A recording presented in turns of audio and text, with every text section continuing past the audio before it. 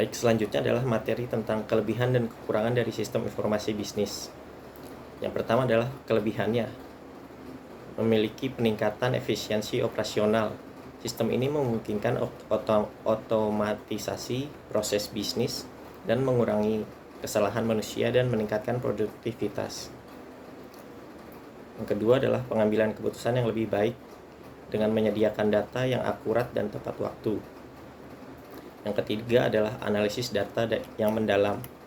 Sistem informasi bisnis memfasilitasi analisis data yang lebih mendalam, memungkinkan organisasi untuk mengidentifikasi tren, pola, dan peluang bisnis yang lebih relevan. Selanjutnya adalah peningkatan layanan pelanggan pada kebutuhan mereka. Dengan informasi yang tepat, sistem ini memungkinkan perusahaan untuk memberikan layanan yang lebih baik kepada pelanggan, menyesuaikan produk antara layanan dengan kebutuhan mereka.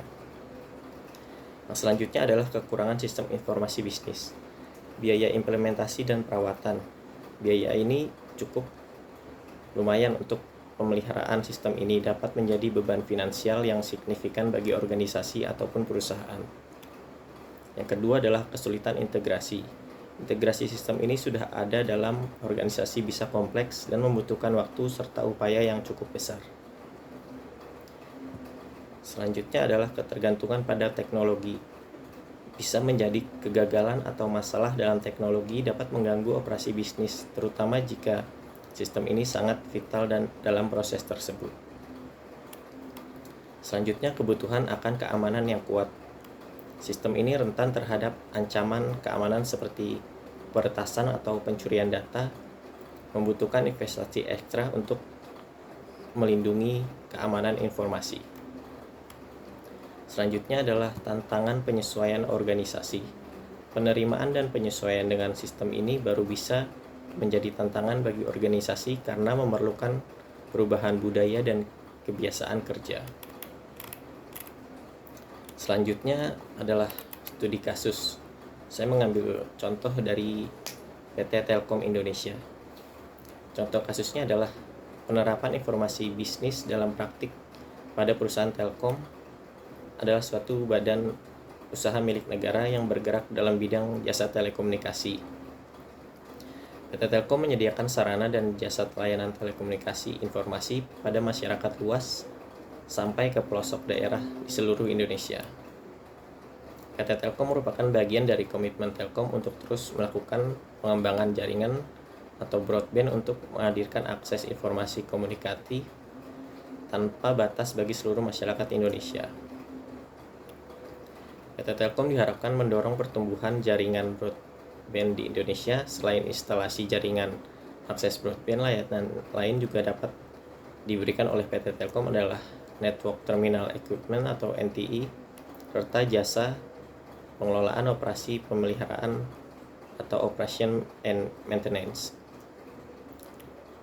PT Telkom Access menekankan pada harmonisasi jumlah dan kompetensi sumber daya manusia searah dengan portofolio bisnis yang semakin fokus pada Times. PT Telkom Access juga berupaya meningkatkan sinergi dan efisiensi di antara perusahaan-perusahaan jajaran PT Telkom Group dan terus menekan penerapan nilai-nilai perusahaan yang telah ditetapkan. Upaya ini diimplementasikan dengan menyusun rencana pengalokasian karyawan untuk beberapa tahun ke depan dan rencana ketenaga kerjaan setiap tahun agar dapat memberi informasi yang lebih akurat untuk mendukung kemajuan PT Telkom. PT Telkom Access berkomitmen untuk memberikan layanan dengan jaminan bahwa pelanggan mendapatkan kualitas layanan terbaik berupa kemudahan produk dan jaringan berkualitas dengan harga yang kompetitif. Dengan demikian, yang kita perlukan adalah PT Telkom karyawan bekerja untuk secara profesional dan loyalitas yang tinggi, berhadapan dengan konsumen pemakaian jasa telekomunikasi PT Telkom. PT Telkom Access mengelola bisnis praktek-praktek akses yang terbaik dengan mengoptimalisasikan penggunaan teknologi yang kompetitif, membangun kemitraan yang saling menguntungkan dan saling mendukung secara sinergis, serta sumber daya yang unggul. Terakhir adalah kesimpulan. Baik, dari materi ini saya akan menyampaikan kesimpulan, yaitu sistem informasi merupakan sebuah susunan yang terdiri dari beberapa komponen seperti orang, aktivitas, data, perangkat keras, perangkat lunak, dan jaringan terintegrasi yang berfungsi untuk mendukung dan meningkatkan operasi sehari-hari sebuah bisnis, juga menyediakan kebutuhan informasi untuk pemecahan masalah dan pengambilan keputusan oleh manajer. Cukup sekian materi yang bisa saya sampaikan, kurang lebihnya mohon maaf, dan terima kasih untuk pada Bapak Angga Aditya Putra. Saya pamit undur diri, Thomas Erdian Putra. Assalamualaikum warahmatullahi wabarakatuh.